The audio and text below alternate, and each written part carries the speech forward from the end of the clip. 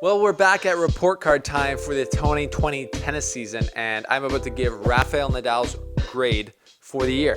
He had a good year, obviously winning the French Open, as we all know, but he had some other interesting times off. He hit the golf course for a lot of it. It's a weird time, obviously, because it's a COVID year, but we're going to give him his grade for the 2020 season right now on this episode of The Slice. So I don't have many bagels. Welcome to The Slice. Welcome to the slice. Welcome to The Slice.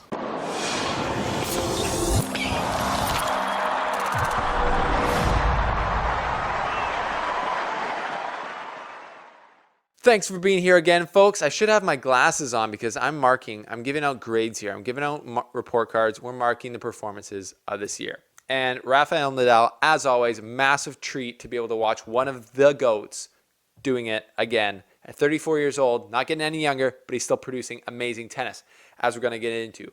As always, like and subscribe. We are like 100 subscribers away from 10,000. Giveaway coming then. Thank you guys for all the support. It's Christmas time. If you want to do Christmas shopping, get your Womo sport gear, give some socks away, 10% off. Use our code Bear Mountain. It's amazing. Check out their website for deals for Canadian golf and tennis packages.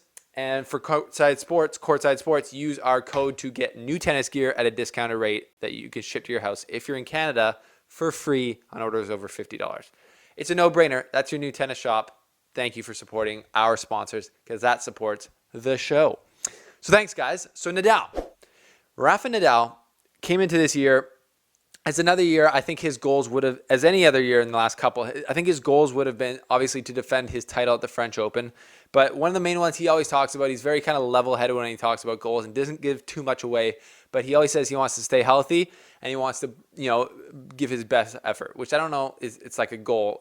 It always happens for him. He always shows his best effort, and that's part of the reasons why we love him. So he came into this season definitely wanting to defend his title at the French. He went 27-7 this year with 2 titles, one of which being the French Open. But how did the year start? It started at the ATP Cup where he lost to Djokovic in the final. So obviously not an ideal start for him. And then he went into the Australian Open. Hasn't historically been a good tournament for him. And he lost to Dominic Thiem in the quarterfinals. Now, he lost in 3 tiebreakers to Dominic Thiem. So a very tight match. Obviously a disappointing loss for him. But as we know, Rafa, he comes back from disappointing losses on the hard court slots to play his best clay court tennis. He actually went on there from there to win in Acapulco, which is great for him, but then COVID shut us all down. Now, notoriously, Nadal apparently didn't play a lot of tennis at all during the lockdown. We saw pictures of him on the golf course, getting his handicap down, playing in a pro golf tournament, and getting like tied for 6th or something crazy like that. I don't know. I'd love to hit out on the links maybe at Bear Mountain with Nadal, but he kind of just took like the more relaxed approach to the lockdown, being like, we don't know when this is going to come back. So when the news came out that the US Open and Cincinnati tournament right before it were going to happen, the question was Nadal going to travel to the US? I said, no way, Jose, he shouldn't. He should just prepare for the French Open if it's true that he hasn't been playing that much tennis. And he obviously watches the show, so he took my advice, didn't travel to the US, let Djokovic have it basically. As we all know, Djokovic didn't have it. And then Nadal just focused on the clay. So he showed up in Rome, the lead-up tournament to the French Open, and surprisingly lost to Schwartzman. We all saw that match. Nadal was like, Schwartzman played amazing.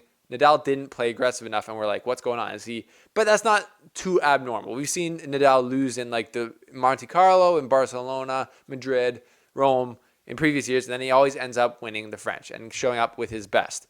The difference this year, though, was obviously the cold, slow conditions in September, October of the French Open. So at the beginning, he talked about it as, he did not like these conditions. He didn't like them in Rome, and it was a big challenge for him. So luckily, he got a very favorable draw at the French Open. He didn't play anyone inside of the top 70 until the semifinals. I've just never heard of that before in a Grand Slam, not taking anything away from him. But my biggest concern for him coming into the final, in the semifinal, if he was going to play Thiem, didn't end up happening. Thiem lost. If he came into the final not having gotten tested anyways, if he ended up playing Djokovic, would the level be there to match Djokovic? Because Djokovic was obviously playing in these conditions fine. He just won Rome, and he was cruising through the top half of the draw. So Nadal did what Nadal does best is, exceed our already insanely high expectations of him on clay.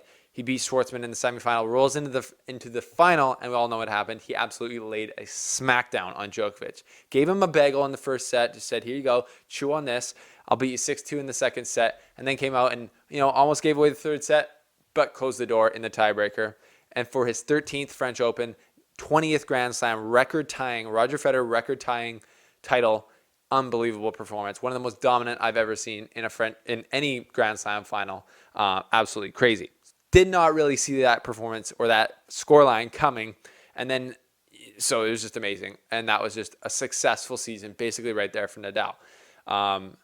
Then he went on there to play in the Paris Masters indoor hard, looked decent, lost to Zverev, and then he lost to Thiem and then Medvedev in pretty close matches at the ATP finals. Not a great result there for him. Never has had great success there. It's usually because the season's so long. I thought it might be different this year because the season was cut a lot shorter.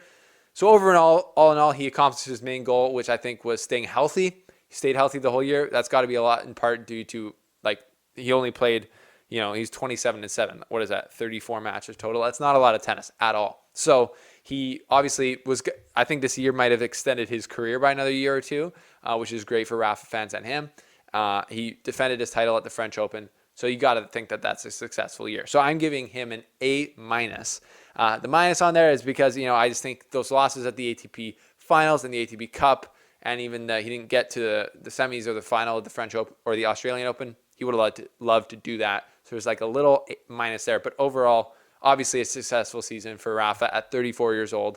He's just hoping to stay healthy and win more majors if possible. But he just seems like the most mentally stable, up there with Federer on tour, looking at his career and his winning right now in a holistic lens, which is great. So Rafa, congrats on the A- year report card from the Slice. What are your guys' mark for him? Leave it down. Let me know in the comment section below, as I'm sure you will. Check out our latest video.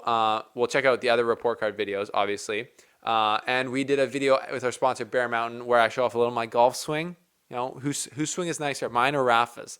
And show off some of the facilities there. They put us up, and they are, we're members at the tennis community. It's awesome. Courtside Sports, get new gear for discounted prices. Just comes out full price. Can't get it anywhere else. You can get it for a discount using the Slice code. Thank you guys for being here. Thank you for supporting us, and Merry Christmas. We got the tree twinkling already. We'll see you soon.